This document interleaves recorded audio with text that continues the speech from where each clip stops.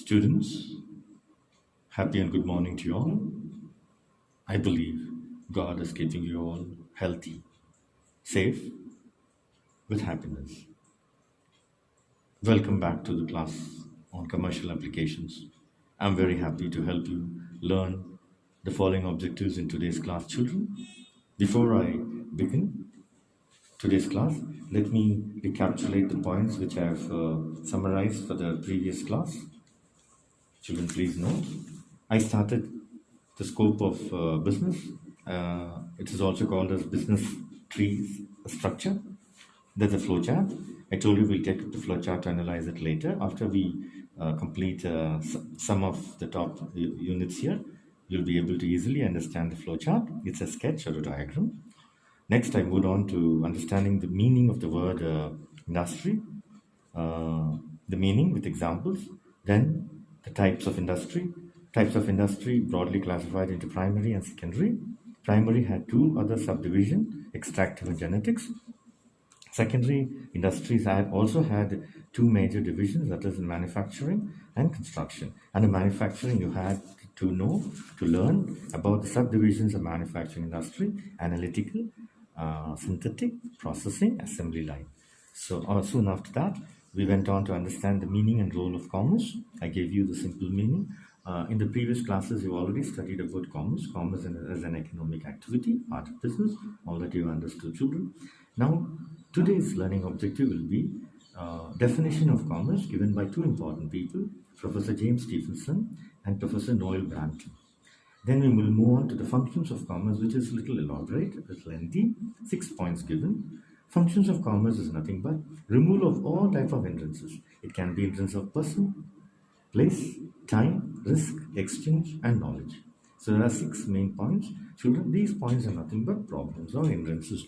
Hindrances in commerce, that means barriers, obstacles for carrying out trade. Then we'll move on to branches of commerce. Branches of commerce have got, the first category is trade. Trade has got 2 parts, home trade and foreign trade. Another one is foreign trade, has got 3 parts in it: import, export, and entrepot. So entrepot is an important part of foreign trade. Now, this will be the main learning objectives for today's class, children. Then we can recapitulate the main points, once again taking up the review questions. Let me start with the definition of commerce given by Professor James Stephenson. Before that, let me tell you, children, the basic aim of commerce is to ensure supply of goods at the right place, with proper quantities, at the right time when they are in demand. Definitions of commerce. According to Professor James Stephenson, commerce is the sum total of all processes which are engaged in the removal of hindrances of person. Solution is trade, place, the solution is transport, time, warehousing, in and exchange is nothing but, solution is banking and finance of commodities.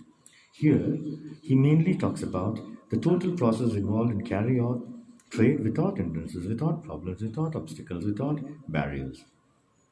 James Stephenson has given us the total functions of commerce through his definition. He talks about removal of person, hindrance of person, removal of hindrance of place, removal of hindrance of time, removal of hindrance of exchange. So, finding solution to the major problems which is obstructing, which is hindering the free flow of trade and commerce is taken care by this definition.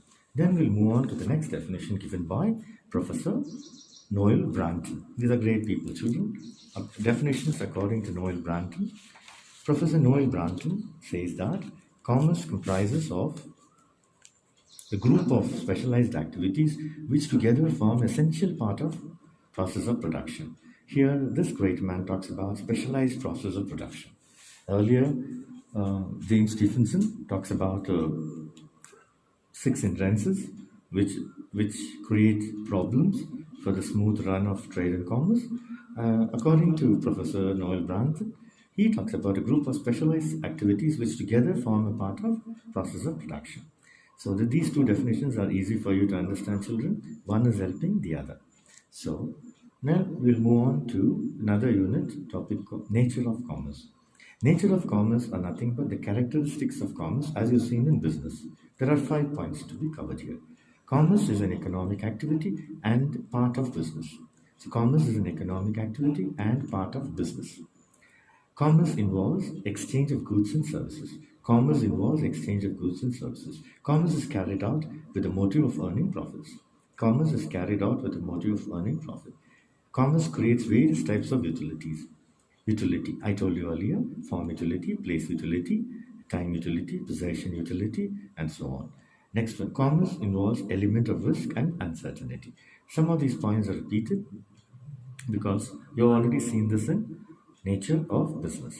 Now we move on to role functions of commerce. Very important for you to know, children, which in turn forms the other concept called aids to trade or auxiliaries to trade. AIDS, aids, helping hands to trade. Why helping hands to trade? If trade is under friction, so if it is not taking place freely and smoothly, you have to remove all the hindrances. So commerce play an important role by removing the various hindrances. What are hindrances, children? I repeat, barriers, blockades, obstacles, etc. Problems which arise in the exchange of goods and services. There are problems. So how to remove the problem? Children, you need to focus on how commerce solve the problem of or hindrances or blockades, barriers, etc. First, we'll take up hindrance of person. Please make note of this, children. Trade provides an organized market where buying and selling takes place. Buyers and sellers meet in a market. So, market is provided by trade. Second one, trade removes the problem of personal barrier. Personal barrier. So, how does it remove the problem of personal barrier now? Let us understand. The producers and consumers lack contact. They do not have contact with each other. There is a need of persons who can link both producers and consumers. There is a need for persons who can link both of them. Unless the producer and the consumer are in contact with each other, there is no trade. So there's a need of persons who can link both producers and consumers. So please note down here, children, consumers does not know the source of supply of goods. That is very bad for trade. This difficulty of persons is solved by means of trade. Please note down this means of, it is a caption by itself. Means of trade through process of buying and selling. So this you must understand, children. If there is no contact between the buyer and the seller, trade cannot take place smoothly. So for that reason, there is a solution. So how do you remove the hindrance now? The hindrance of person, a personal barrier, by means of trade. So there is a chain of middlemen for this, children. Middlemen are nothing but intermediaries who can help in the smooth running of the trade. These are none other than wholesalers, retailers, agents, brokers, etc. Brokers are very important even in trade, children. So middleman is required to link the producer and the buyer. So the producer and the buyer get into contact. There's a link created because of middlemen. Middlemen, such as 4 middlemen I've given, they are called as intermediaries. Very important. Wholesalers, retailers, agents, brokers, etc. who operate between producers and consumers. So there's a chain created. A chain of middlemen is created so that the producers and the consumers are in contact with each other to carry out smooth trade. Second hindrance is hindrance of place. Very important, children. Hindrance of place. So transportation is a solution here, children. I tell you before I could go further. Hindrance of place is solved by proper transportation. Here, the producers and consumers are separated by distance. Distance becomes a problem. Goods are produced at one place, but its customers are spread over a wide area. Very a long distance created. Distance also can be a major hindrance to trade. So how do you solve this problem? The problem of distance is solved by means of transport.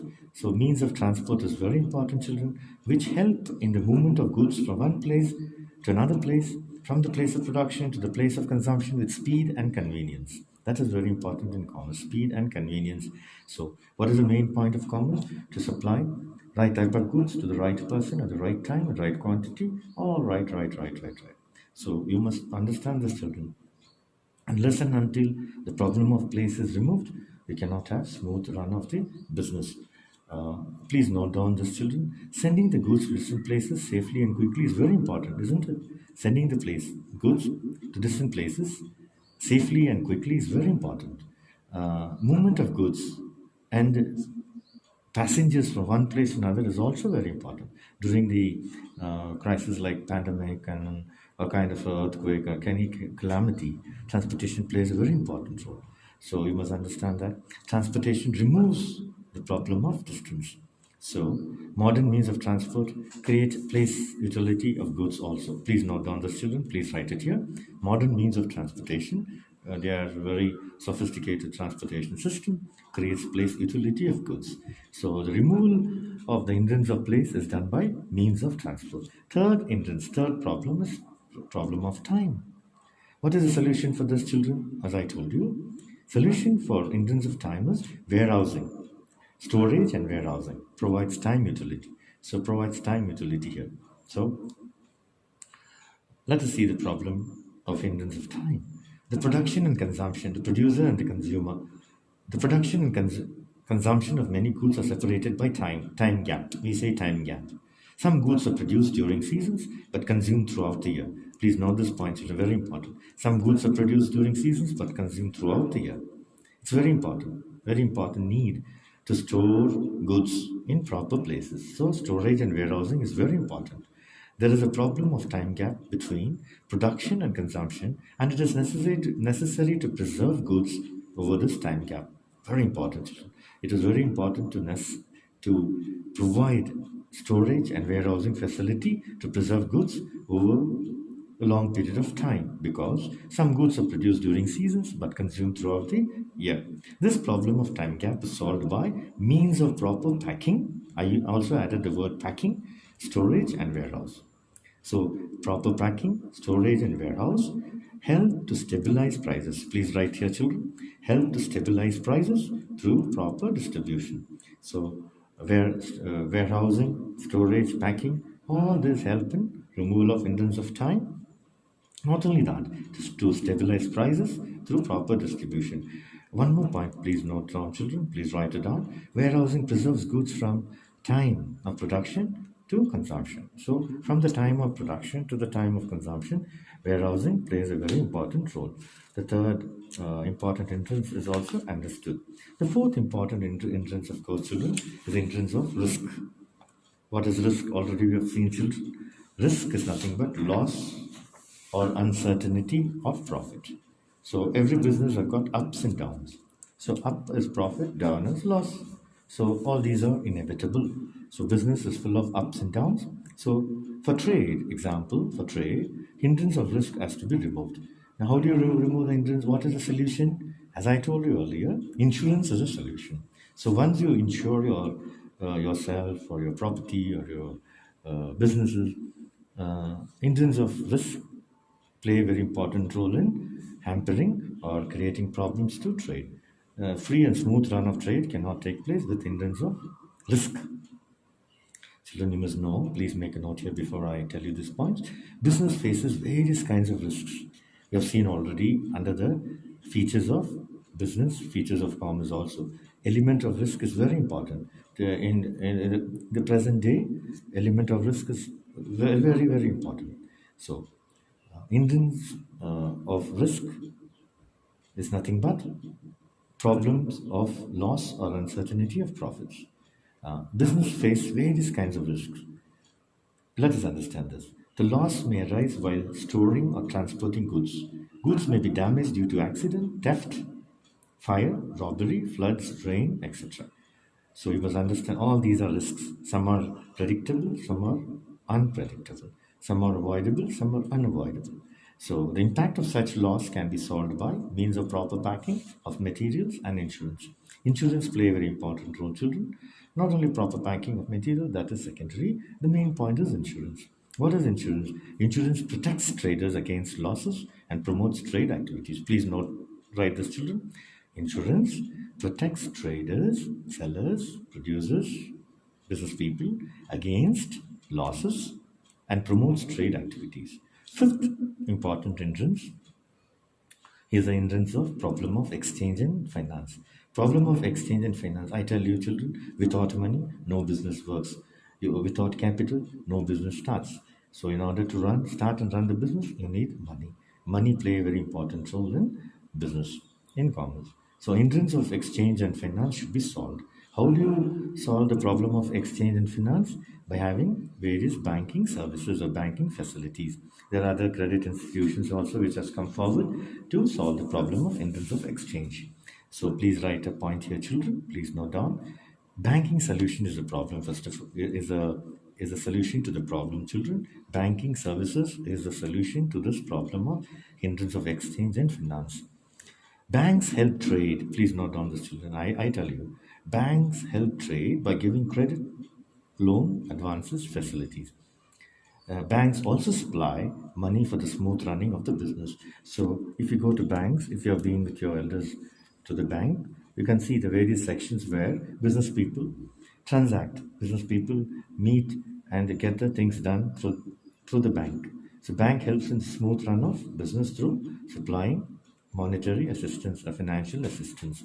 Let us see how hindrance of exchange play important role in hampering or creating problem to the smooth flow of trade and commerce. Trading, first of all, trading is nothing but buying and selling of goods. Trading requires a medium of pricing and exchange. The size of money has helped trade dealings as means of common medium of payment. I told you, size of the business depends upon the size of the capital you bring in.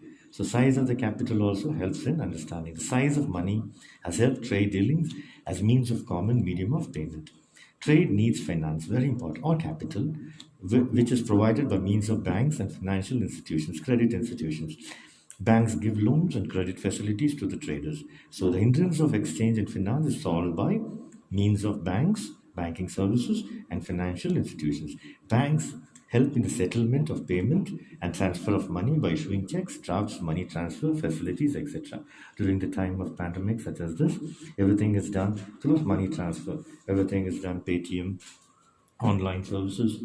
So banks have become very important in solving the problems even at the present times. So hindrance of exchange and finance is removed by banking services and financial institutions. Sixth point under this role or functions of commerce is hindrance of knowledge. Very important, children. How can you solve the problem of knowledge? Problem of knowledge can be solved by good advertisements and publicity to create and sustain demand. Very important. Advertisement in today's world is very important, children. Advertisements and publicity definitely create and sustain demand. Let us see how it is. The flow of goods available for distribution is to be brought to the notice of the consumer. Brought to the notice of the consumer is an important point. Buyers need to know, please note down this, children. Buyers need to know the varieties.